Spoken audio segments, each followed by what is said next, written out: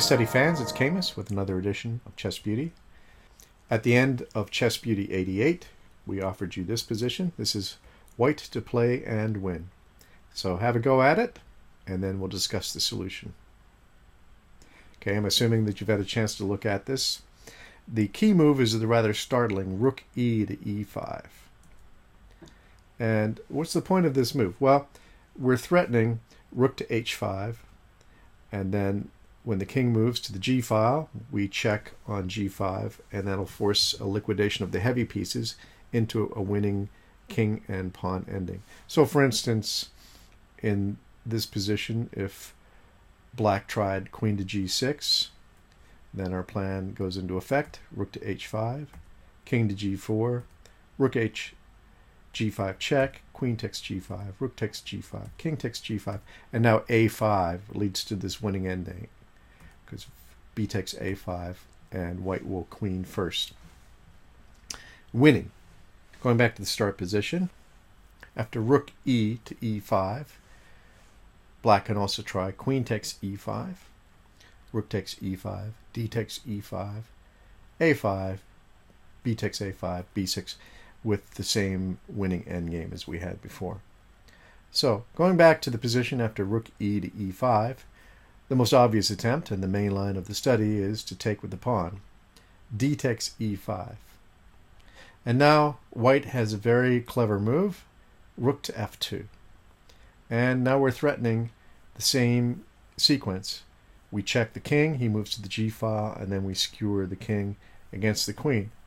But the remarkable thing about this position is how trapped the queen is. The queen cannot escape the h, the g, or the f file.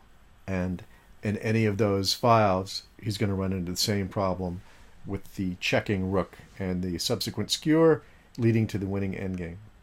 So, according to Rybka, black's best move, and it doesn't really matter what the move is, it could be any move, queen to g4, and we see how this works. Rook to h2 check, king to g5, rook to g2. So, very nice study by Gleb Zhakodiakin from 1967. And I would like to thank one of the viewers for sending this in. I'm not sure he wants to be identified, so I will just thank him. He knows who he is. You're also welcome to send your favorite studies in to me for future videos. Let's have a little biographical information on Mr. Zhakodiakin. He was born in 1912 and died in 1982. And he composed something like 203 studies over the course of his career. His first studies were published when he was 18 or 19, and those studies were so popular that they were immediately adopted into the anthologies.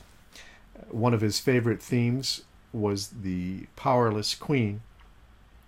Another problemist said of Zhakodiakin's work was he had the real gift for finding diabolical continuations in otherwise seemingly innocent-looking positions. So we may feature some more work from Mr. Zhakodiakin in the future. I've looked at some of his other studies, and they're quite good. Let's move on and look ahead to Chess Beauty 90. In this position, it's white to play and win. So have a go at it. The solution to this is quite amusing. So I hope you enjoy it, and thank you for watching.